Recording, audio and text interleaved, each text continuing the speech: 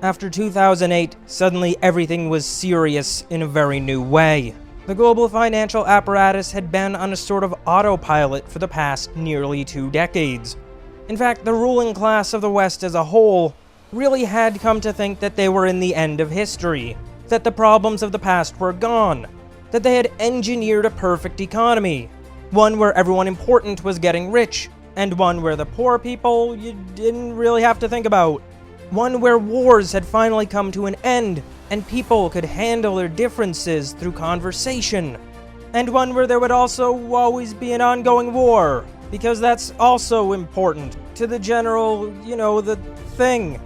They thought that they had cracked the code, and that liberal globalism was the final system at the end of humanity's history. That there was no more history.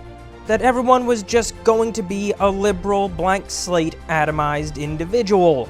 That slowly borders would fade away. That the differences between peoples would be meaningless, but presumably also keep being diverse because of their sameness. While the insane, stupid delusion of the comfortable classes was abruptly shattered following 2008, those who actually understood how the financial apparatus operated were becoming much more concerned. In order to deal with the financial crisis, there had to be an enormous bailout of the entire planet. The world's central banks, and in particular the American Federal Reserve, injected enormous amounts of liquidity in order to rescue the global apparatus. And yet, as the world limped on, it was clear that the old system had no future, that all there was left was putting band-aids on the wound, and that should another crisis of that scale ever emerge, there would be no more tools in the toolbox capable of addressing it.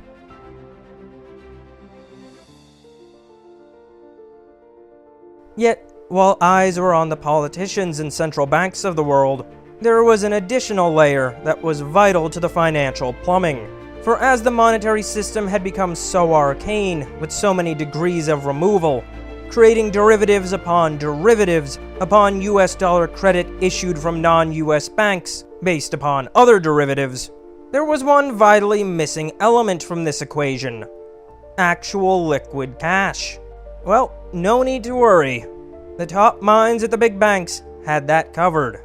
To quote from Antonio Maria Costa, the executive director of the United Nations Office of Drug and Crime, following the 2008 crisis, in many instances, the money from drugs was the only liquid investment capital. In the second half of 2008, liquidity was the banking system's main problem, and hence, liquid capital became an important factor. There were signs that some banks were rescued that way. He would further estimate that around $352 billion in illicit proceeds had acted as a liquidity buffer during that time. For here's something to ponder. If there are all of these billions in criminal transactions every year, if there are enormous markets for drugs, weapons, and slaves, just where do you imagine that money is? It's not under a mattress. It's not in vaults full of gold bars. It's in the banks. For criminal networks to operate on this scale, for the market to be as gargantuan as it is, the banks have to be a part of it. And really, criminals are easy to come by. But if you're the one who is directing where the money from criminal transactions goes, really, that makes you the boss. Now, I'm going to give a few examples from just 2008, and keep in mind that these are just some large examples of the ones that were found, and found by enforcers who just really don't feel like looking all that much. In 2010, Wachovia Bank was found to have facilitated $378 billion on the part of Mexican cartels.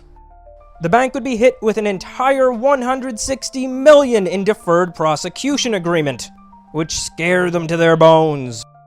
In 2012, HSBC was found to have facilitated at least $881 million from cartels, including some of the most major syndicates across Latin America. HSBC's Middle Eastern subsidiary as well was found to have facilitated billions from sanctioned state and terror entities, including those in Iran, Sudan, and Libya. They would receive $1.9 billion in fines, no jail time for anyone involved, and the explanation given to the public would be, "Oh, they're too big, what do you want us to do?" It's worth noting that HSBC was set up in order to facilitate the opium trade out of Hong Kong in the 19th century. A trade which weirdly still persists almost in the exact same way. You know, there's a lot of fentanyl precursors leaving those same ports that the old British opium merchants operated out of. And HSBC, a bank that we know does drug laundering, operates in those same places to today. I blame the Chinese government for this one. In 2018, Deutsche Bank was found to have facilitated over 200 billion euros via their Estonian arm, transacting for various suspicious shell companies in Eastern Europe. They would make heavy use of currency mirror transactions, multiple simultaneous exchanges of currencies, so that they could maintain the same functional value, and on paper that original position would just vanish. They would end up with a $2 billion forfeiture agreement with the American Department of Justice, a towering almost 1% of what they transacted. Yet not to worry, as there were some criminal charges in Europe. Did any of them matter? Did any of them change things? Well, according to some of my exclusive anonymous sources, it made them feel kinda sad. In 2022, Credit Suisse would become the first major Swiss bank to get hit with criminal charges in a laundering case. The bank would be convicted in Swiss federal court for laundering cocaine profits on behalf of a Bulgarian syndicate. Their fine would be entirely nominal and something that could be ignored by the company. Yet, as the Swiss would put it, it was symbolically important.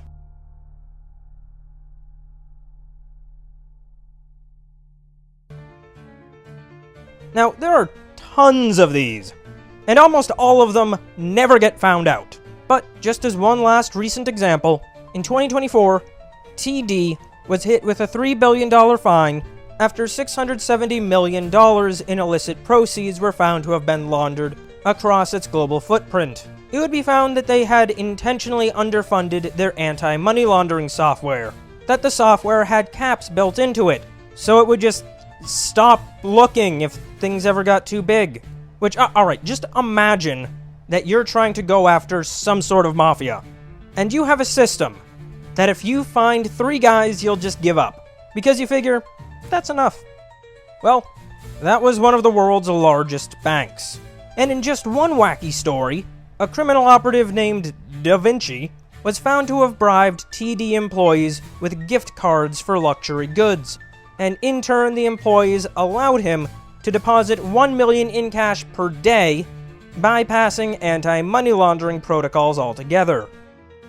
Now, if you're still thinking, well, sure, sometimes things just slip through the cracks, then you're a nice little buddy, but you should stay away from anything scary.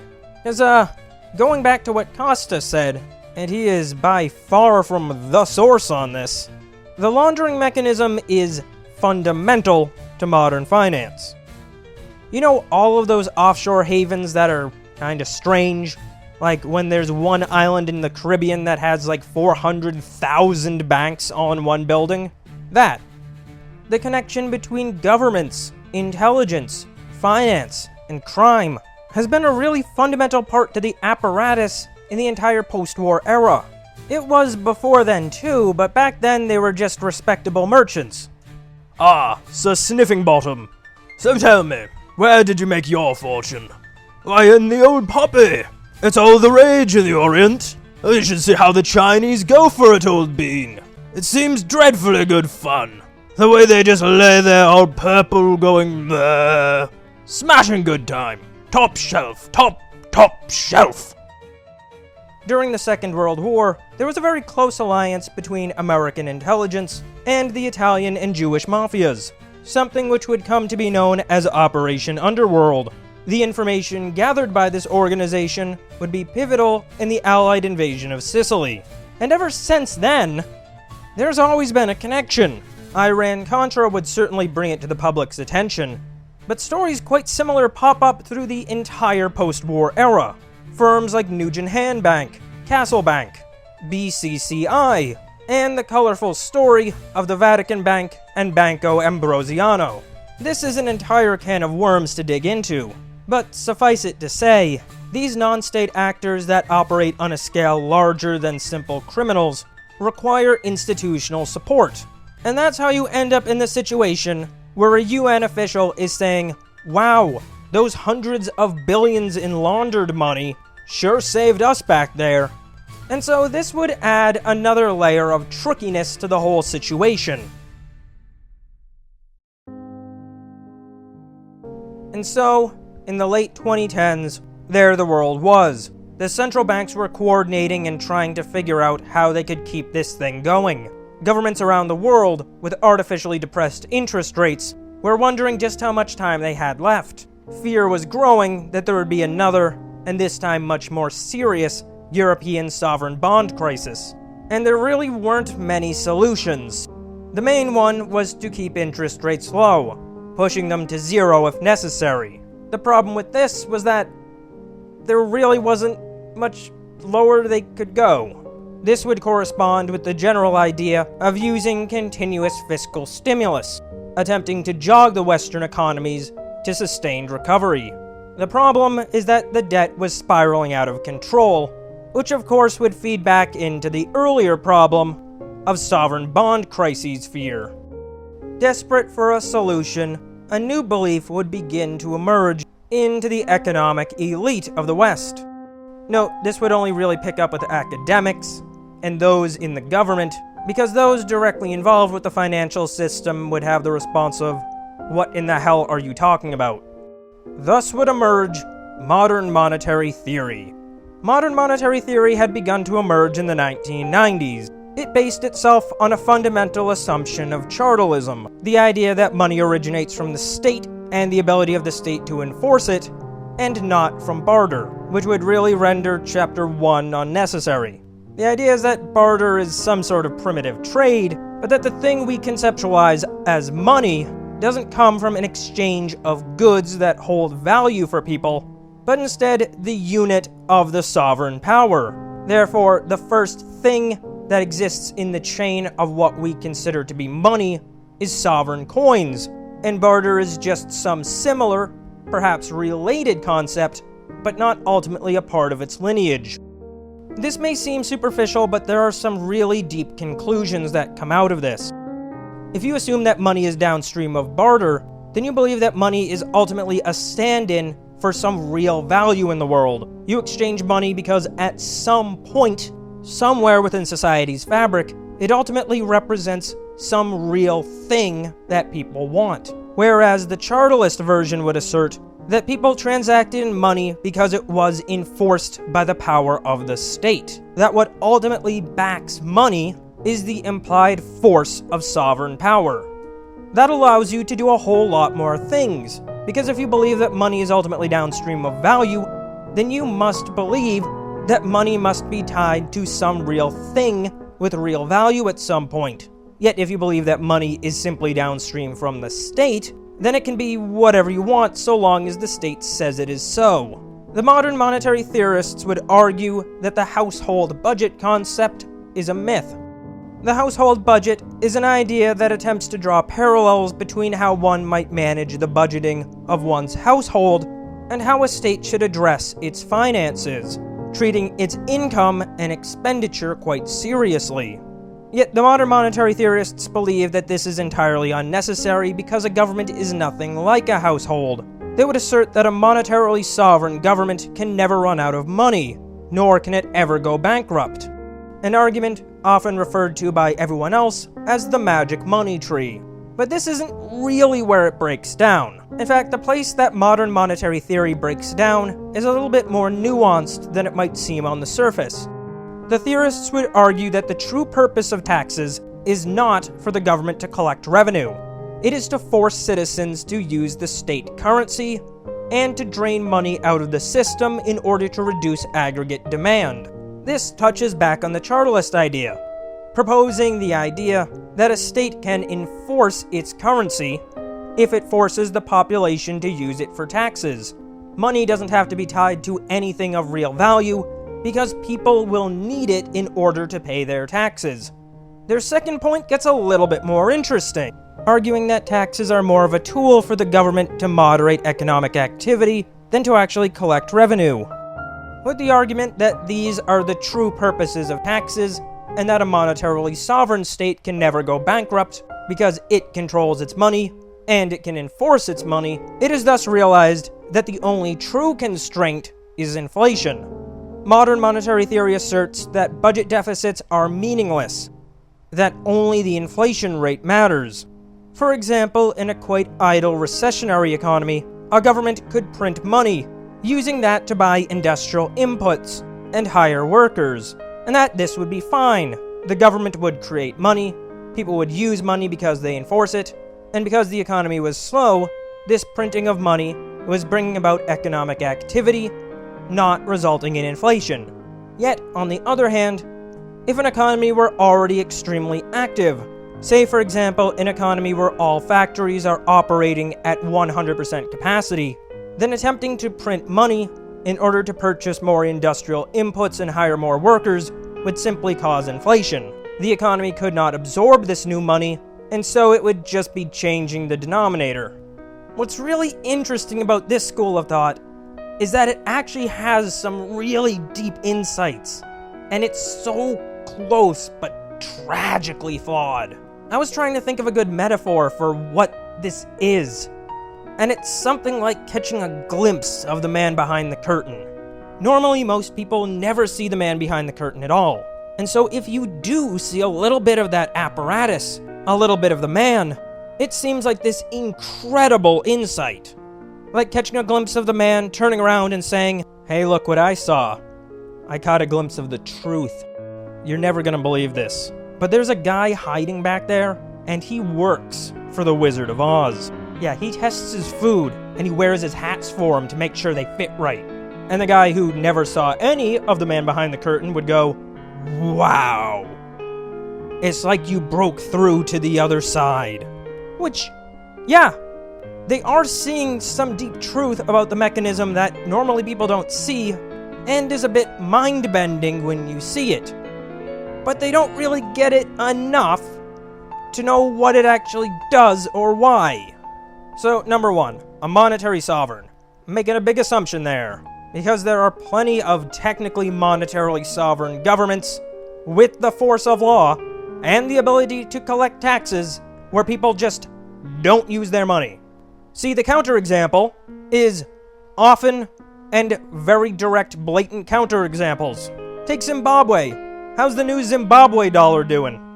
Now, what they realize is that a monetarily sovereign government doesn't really need to collect taxes. That a government could keep issuing new debt in order to pay off its old debt. Now, an embedded assumption here, which is, I assume, true, is that a government does need to pay its coupon payments on its bonds and cannot allow itself to default. Now, the reason you'd assume this is because it's obvious, but one could say that no, a government could default on all of its bonds, but that's fine because it could just issue new bonds, and as long as there's some buyer, and then it would be fine. It doesn't really think very deeply about the bond market. Say a government defaults, and then it issues new bonds, and people buy those bonds, and then it defaults again, and eventually its interest rates are up at like 70%. Now, you could say the government could just issue more bonds, but at some point, what is the point? And this is where you get to the real fundamental flaw. The modern monetary theorists just assume that because the government collects taxes, people will just keep using the currency anyway. And the theory would argue that there's no reason for a monetary sovereign to ever default because they could just keep issuing more debt to pay off the old debt, which is kind of true. But if you're also trying to claim that the government is bounded by inflation, then you've undermined the whole point, because you are accepting that there is some inherent value that people see in the money. It can't just be whatever the government says it is. And the big analytical flaw that they're making is that they live in a very linear world where they assume that you can just keep pushing this out infinitely. You will eventually get to the point where people just don't believe in the money anymore. And they seem to operate under this framework where as long as the government collects taxes in that currency, then people will be forced to keep using the money.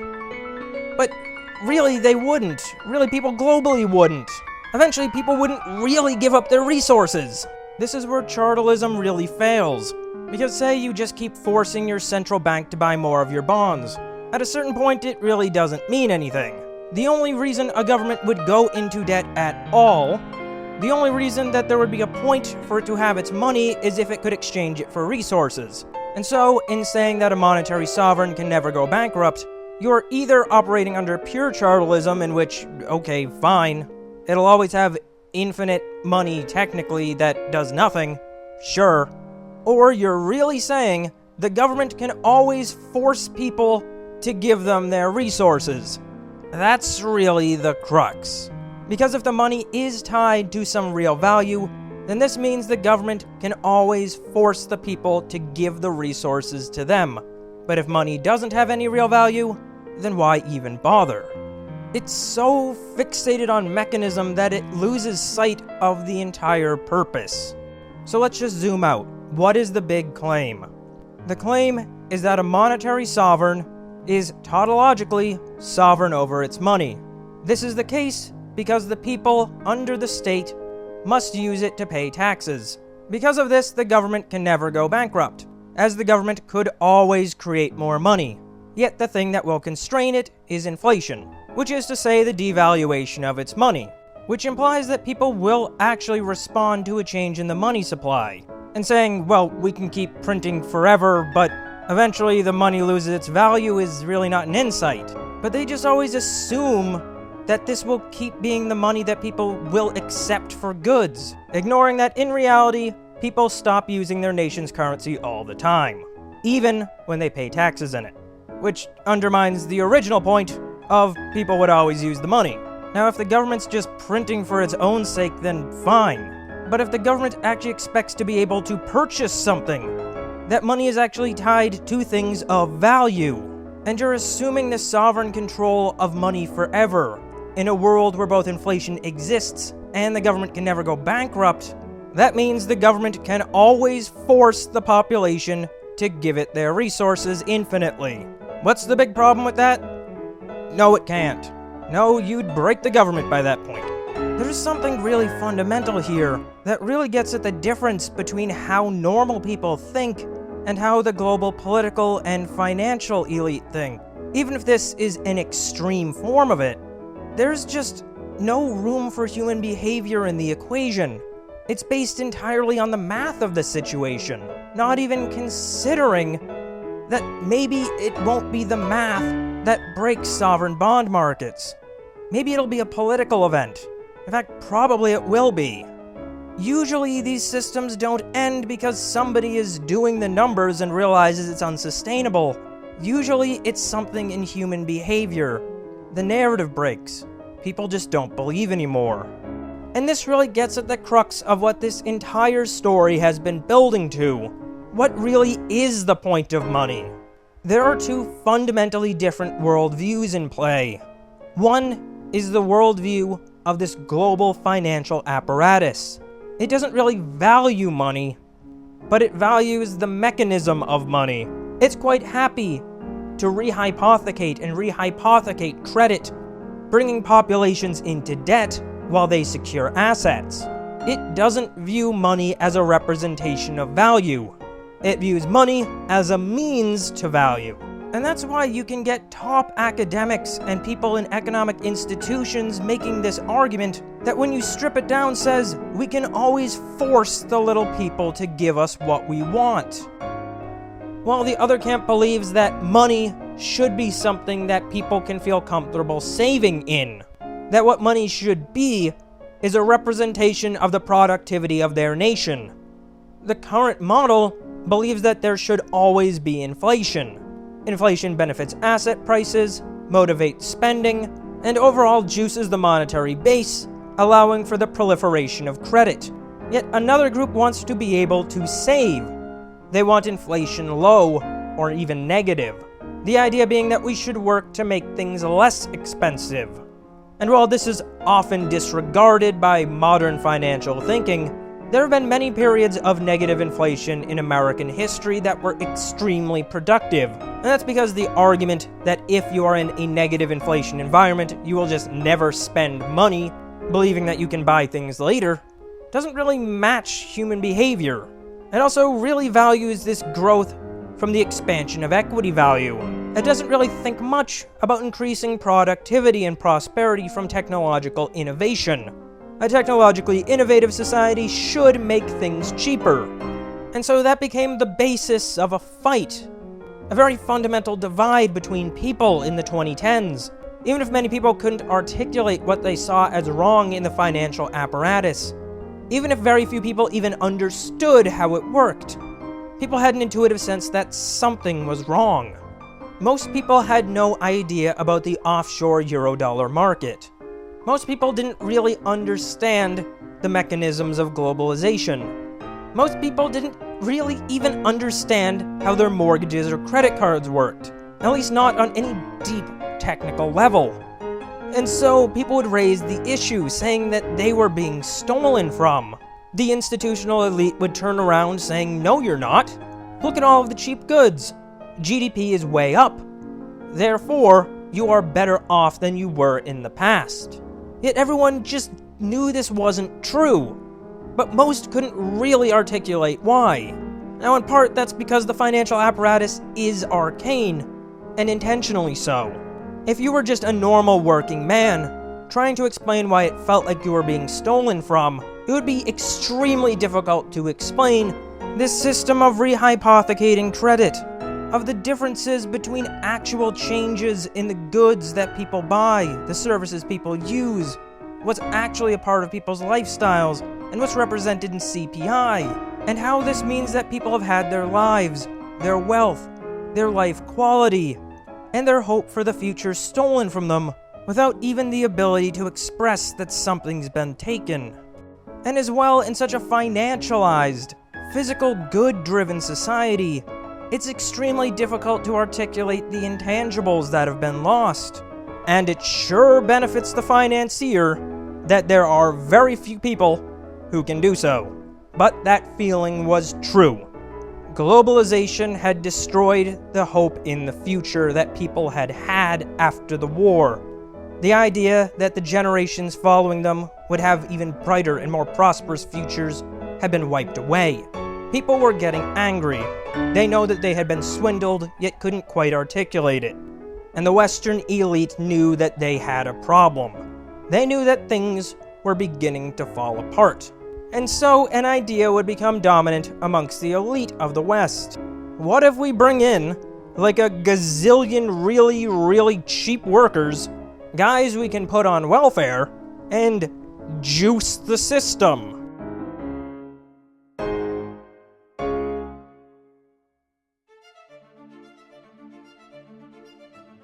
If you're trying to save your sovereign bond issues, what's most important to you in this model is that you want your GDP numbers to look high. And if you're a Western welfare state, you know that you can do that via the velocity of money. So you go deeper into debt, use that debt to fund transfer payments, deliver that as welfare to your new population, and in turn, they will disperse that through the economy, it can be multiplied in the banks, and it will be returned as taxes. Problem solved. On paper. But for these people who had gotten into this predicament in the first place, paper was real life. This coincided with many other ideas amongst the Western elite at the same time. Some viewed the idea of a mass influx of populations from the global poor countries as a potential source of cheap labor. Globalization had been able to push down wages substantially, but there were still some jobs that had to be done domestically. So why not just bring those cheap laborers domestic? Men would see a political opportunity in this, getting perpetual dependence on their side, and changing the demographics in order to suit their political outcomes. Still, there were quite genuine ideologues. As liberalism was reaching its ultimate conclusions, the blank slate view asserted that the only differences between people were their material circumstances and the constraints of society that had been forced on them. Thus, if you took people from far off somewhere else and moved them into the liberal West, it was assumed, known, that they would become just like the Western liberal.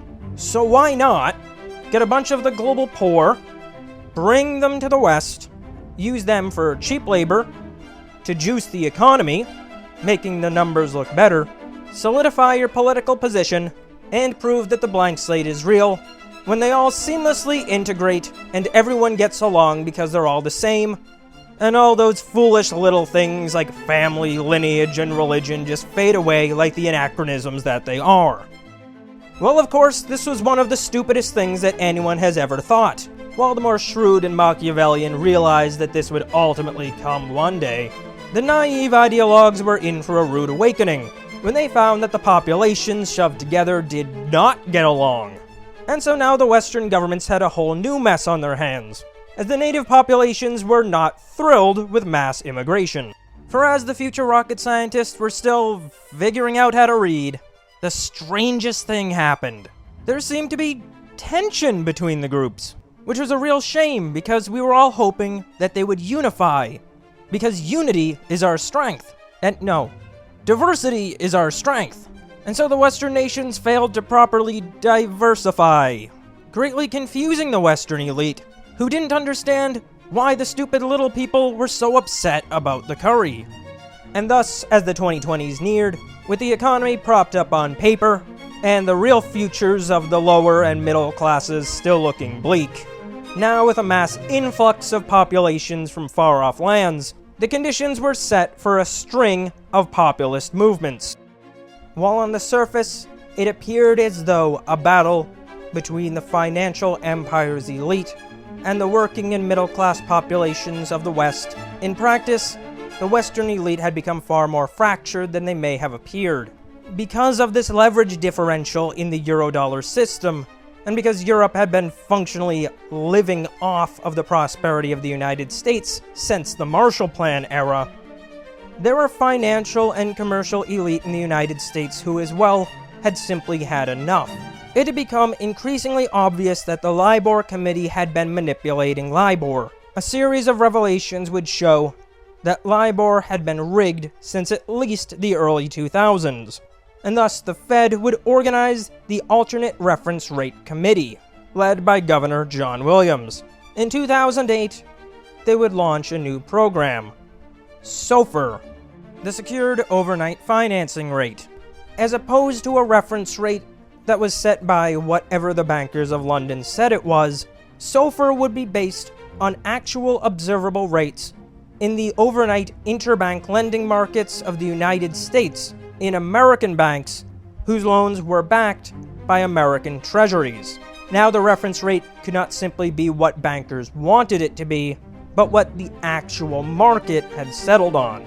At the same time, the questioning of the next crisis was becoming increasingly pressing going into 2018 and 2019. Many central banks around the world, including the Bank for International Settlements, began looking into central bank digital currencies. Particularly in Europe, there was a fear that if there were ever another major financial crisis, then capital might flee.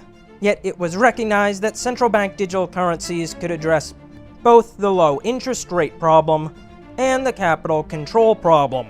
Central bank digital currencies could allow nations to put up borders, ensuring that not too much money fled. It could as well direct spending and investment, or simply nudge it. Yet, in 2019, as central bankers and major officials met at Jackson Hole, it would be the interest rate problem that would be of particular interest. One paper in particular would illustrate this point, BlackRock's dealing with the next downturn. The BlackRock authors would argue that the only way to deal with another financial crisis on the order of 2008 was if there were a global bailout down to the level of every individual. That because interest rates were so low and another crisis could be so enormous, there had to be a mechanism to deeply stimulate the economy, and to do so simultaneously and with granular accuracy. A central bank digital currency would allow for this. Yet in the paper, what is particularly being argued is that there should be a standing liquidity facility, and an entity which could direct the actions of central banks in a unified manner. Central banks all injecting liquidity into the pockets of individuals. A term used directly in the paper for this, helicopter money. Yet many bankers were really not pleased with this. For those, particularly in the United States, who were in a much better spot than Europe, why on earth would they want a central bank digital currency? They made their money on banking, keeping people's money in their bank and making loans off of it. A central bank digital currency would entirely eliminate the need for commercial banks, and so a fracture had begun to form. At the same time, others within the financial elite and others across industry and even in some pockets of government were really getting tired of this whole thing. Yet, in 2020, the world would lock down and the economy would be put into stasis. Though the precise mechanism described in the BlackRock paper was not utilized, something eerily close was used, and a massive coordinated liquidity injection swept across the entire planet. The sheer scale of the 2020 and 2021 stimulus would be on an order that had never yet been imagined, well, at least not said out loud. And as the 2020s went on, things had really reached a breaking point. The Fed would raise rates, doing so in an aggressive manner that began to draw the ire of the central bankers of Europe and Britain. SOFR would be formally adopted, breaking dollar credit off from London's reference rate, and bit by bit, the populace and the elite alike would form into very clear coalitions. One wanted the system to remain as it had, another wanted something different. With the election of 2024, this leaves us at where we are today. It has become self-evident that the old monetary order not only will end, but is in the process of ending. The Secretary of the Treasury and the incoming Fed chair have expressed their alignment on reworking the relationship between Fed and Treasury. US dollar stablecoins have begun to be implemented, opening up a new market that backstops US dollar Treasury debt and expands the US dollar to new users across the world. The real assets of the United States are now beginning to be used by the government and monetized in a way that the old system refused, for you can't rehypothecate an asset you're using. SOFR is the law of the land. Metals have been allowed to rise, breaking the model of the European banks, and bit by bit, the onshore and offshore dollars have become cleaved. Oil routes are being rerouted, choke points are being closed, new trade deals are changing the relationship between hegemon and resource producer, and perhaps on the deepest level, the old narrative needed to sustain the old system has simply fallen apart. So where will we go next? We appear to be entering into a sovereigntist model, one where the nation-state is reasserting itself, and where the tabula rasa world that expects that countries will simply fade away, like John Lennon's Imagine, has turned from elite dogma to out-of-touch delusional fantasy. The old relationships are being rewritten, the regulations scrapped, the old power centers brought down, and quite clearly, we are once again questioning what money is. It appears as though the new model is shifting back towards something that, at least in part, is based on real physical hard assets. Some of the ideas being floated are closer to the greenback system from the 19th century, perhaps one with a degree of gold backing. There are many different forms that this could take, but it is clear that the post-war Eurodollar world is ending. And so, as we look back over the history of what brought us here, we see fantastic stories, we see periods of greatness, periods of horror, and we see generation after generation innovating and improving, yet also sometimes deceiving and backstabbing. We see that the world is messy, yet that the world can also be marvelous. And so, as we leave off this comic tragedy in the present, it's worth taking a moment out of the fear, the tension, the anger, and all of the neurotic hardship that is thrust upon us, to perhaps just chuckle, to take a look at the absolutely ridiculous series of decisions and the completely insane thought process that got us here.